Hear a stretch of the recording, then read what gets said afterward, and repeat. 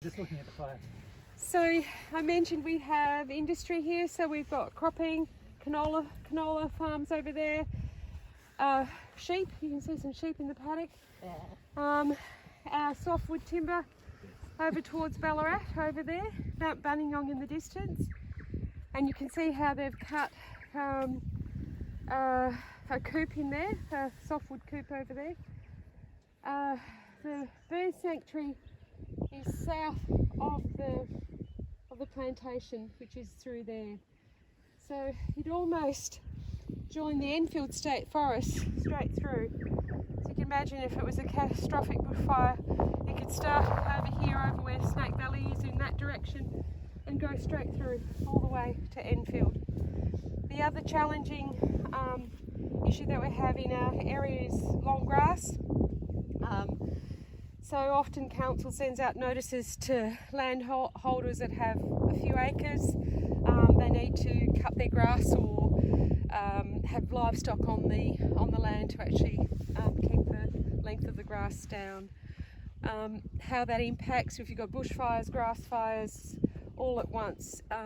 Yeah, it can be once again catastrophic and dangerous for the community. Yeah. A lot of the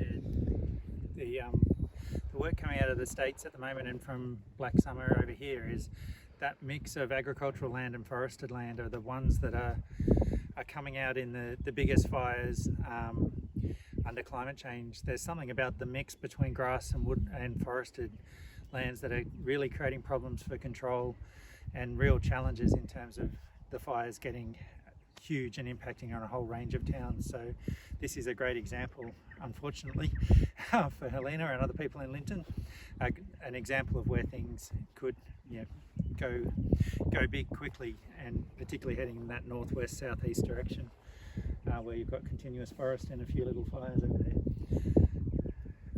The other thing that Helena sort of alluded to there was the fires that run from here that could run down towards Enfield. The fire management that you do here in Linton isn't just about protecting Linton, it's about protecting the assets downstream. And so if you think about it, it's no good building a dam just to protect your people if when you release all that water it goes and wipes someone else out. So you've got to think about all the downstream impacts as well. So it's no good saying, well, we think it's going to run that way, so if it's outside our town to the southeast we don't care because it's going to go away and burn elsewhere. You've got to think about what those other impacts are as well, because the council, the CFA and DELPA are all the same for that time as well. The other thing that Helena, I think you mentioned about the wind farms.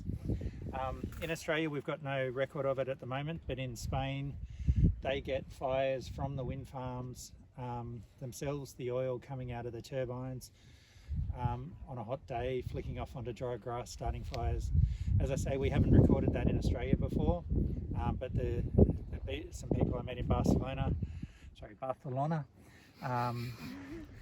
they said that it's a big issue for them, and it's a bit like spotting that, depending on when the oil drips, if it drips at the base of the turbine or if it gets flicked with the turbines, can go quite some distance. So it is something that we do need to keep an eye out for, but maybe our design standards are a little bit better, I'm not sure.